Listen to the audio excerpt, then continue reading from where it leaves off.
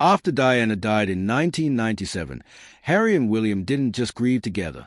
They became each other's anchor. Friends from that era have described a bond that went beyond brothers. It was more like survivors of the same shipwreck, holding onto one piece of driftwood. William was a future king. Harry was a spare. But for years, that difference barely seemed to matter. They served in the military. They laughed at the same jokes. They stood beside each other at royal engagements, cracking smiles that looked completely genuine, because they were.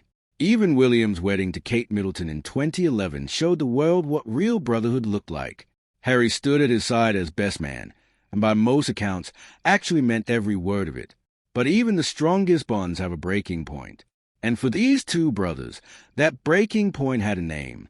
When Harry introduced Meghan to the family in 2016, insiders say William reacted the way any protective older brother might, with caution. He'd watched his little brother go through a string of difficult relationships. He wanted to make sure this one was real before Harry rushed in. But according to accounts that later surfaced, including Harry's own memoir, Spare, Harry didn't hear "be careful." He heard doubt. He heard judgment. And once that seed was planted, it apparently never fully left.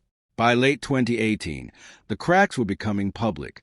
The famous Fab Four, William, Kate, Harry, and Meghan, quietly split their charitable foundation in two.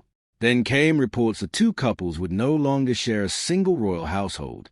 Kensington Palace, once home to both brothers, was no longer the shared base it used to be. Royal watchers at the time noticed something else too.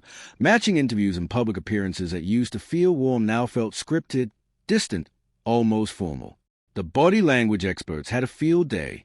Something was clearly wrong behind palace doors. And then, according to multiple biographers, it all came to a head, not in a palace corridor, not in front of cameras, but in a private room where the brothers were finally completely alone. According to Harry's own account, published in his memoir Spare, the argument took place in Harry's home at Nottingham Cottage, sometime in 2019. The subject, Harry says, was Meghan, specifically comments Harry felt were unfair and hurtful about her. Harry described the confrontation escalating quickly. Voices raised, old resentments, about being the spare, about years of comparison, about who got more freedom and who got more scrutiny, apparently poured out all at once. And then, Harry alleges, it turned physical. He described being knocked to the floor during the argument, a dog bowl breaking beneath him, before William reportedly seemed to regret what had happened and urged Harry to hit him back. Now, it's important to be clear here. This account comes from one side of the story. William has never publicly confirmed or denied the specific details, and palace sources have historically declined to comment on private family matters. So we don't have both brothers' versions, only Harry's. But whether every detail is remembered exactly as described or not, one thing seems certain to royal insiders. That night represented a total collapse of trust between two brothers who used to trust each other with everything. When this story became public, years after it allegedly happened, it didn't just make headlines. It reshaped how millions of people saw the entire royal family. But here's the twist almost nobody saw coming. The fight itself wasn't actually the moment that ended the brothers' relationship. It was something that happened after it, something far quieter, and in some ways, far more damaging. We'll get to that in a moment. But first, let's talk about how the world reacted when they finally found out what had really been happening behind Kensington Palace's closed doors. When Spare was released in January 2023, it became one of the fastest-selling nonfiction books in history, and the allegations about the fight were everywhere within hours. Public opinion split almost instantly. Some saw Harry as finally speaking his truth after years of silence, a man who had been hurt by his own family and was simply telling his side. Others accused him of airing deeply private, painful family business for profit, damaging his brother's reputation with claims that couldn't be independently verified. Royal commentators debated it on morning television.